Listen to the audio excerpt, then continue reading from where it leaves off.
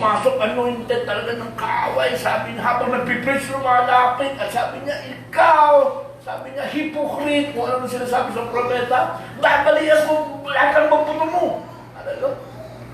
Tapos saan madikon, nag-alala, yung mga ano, lalapit na, sabi ng propeta, sandali. Tapos, in the time of trouble, dumating ang Panginoon, sabi niya, dahil hinamon mo ang Panginoon, luluhod ka sa harap. Oo, sabi niya, luluhod ka. Paglapit na, alam mo, paglapit na biglang inupos na walang lakas, dumikit hanggang sa harapan ng pulpito. Why? Do not challenge. Amen. A servant of God. Amen. Because God is always with His servant. He is Jehovah Shammah. I will never leave you. I will never forsake you. Praise God. Naalala ko minsan habang ako nagpipreach, kung maalala ko saan ito. Habang nagpipreach ako, sa bahay ito, it was in the house. Tapos may pumasok, lasing. Lasing pumasok. Talaga kung ano-anong ginugulo niya. Tapos, anong ginawa ko lang? Nung lumalapit na sa pulpit, pinatungan ko lang ng kamay. Tapos, in Jesus' name. Kumikunti, umupo na lang. Tapos, nakadapa na lang doon sa harap ng pulpit. Nakadikit yung pisngi niya sa sayo. Hindi makakilos hanggang ako natapos mag-preach. Diyan siya tumayo. Totoo na. Ganyan. Why? Because God has to speak His word. If there are seeds there na kailangan makarinig, mga kapatid, ay kailangan lahat ng spirit ay obligado magbigay ng honor doon. Hindi sa tao, kundi sa salita ng Diyos na lumalabas sa bibig ng tao. Amen? So, is it in this last day? God, Jesus is the same yesterday, today. The time of trouble, huwag natin kalimutan. He's always there. When we're praying, kailangan nandiyan yung supernatural, yung super sense na faith, yung perfect faith. Kailangan dumating.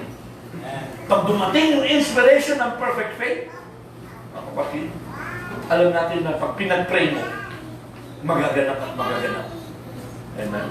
Alala ko kwento ng prophet, nung minsan, kapag nagdadrive sila, may nakasalubong sila, meron din sobrang bilis na mga binata nagdadrive, tapos nasa nung magdapinahan yung sa sasakyan, at nung napinan sa sasakyan, yung driver nandun sa ipit, hindi makalabas. Gusto nilang ilabas tulungan. Sabi ng driver, huwag mo kong galawin kasi mababaling.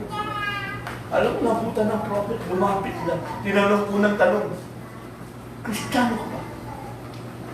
Nanini, sabi niya, Kristiyano ka.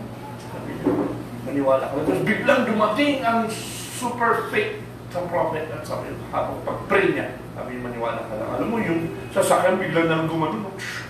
Tumayo na lang, bumaligtad ng sarili at lumabas yung tao. Super faith. Amen. Nangyari yan, mga kapatid. In the time of trouble, it will happen. If God gives you that inspiration, then alam natin, whatsoever you ask, ay pagkakalubin ng Diyos. We are in this junction of time. We are in this time, mga kapatid. Sabi ng Panginoon, in this world, you will have tribulation that day. Saan ngayon, meron tayong mga preview ng tribulation na danasin na squeezing.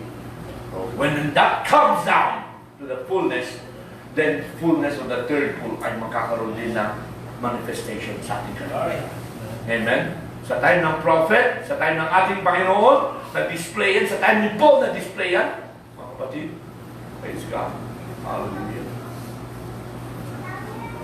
Sa time natin, it will be displayed in the fullness of its power. This is going to be another book of Acts. Kasi hindi natapos ang book of Acts. Tayo ang magsasara ng book of Acts. Amen. Let's also all stand to the right. God bless you. Praise the name of God. Wonderful Jesus. Hallelujah.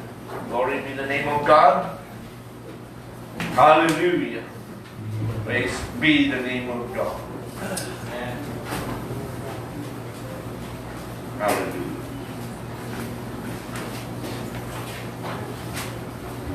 Let's have that faith ngayong hapon, ngayong gabi. Pray for little Gabriel.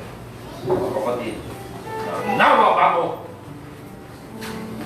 dahil makita ng doktor na kaya na niya at hindi na kailangan operahin. Walang imposible sa Diyos. Hallelujah. Praise be the name of God. Hallelujah. Turn your eyes upon Jesus. Hallelujah.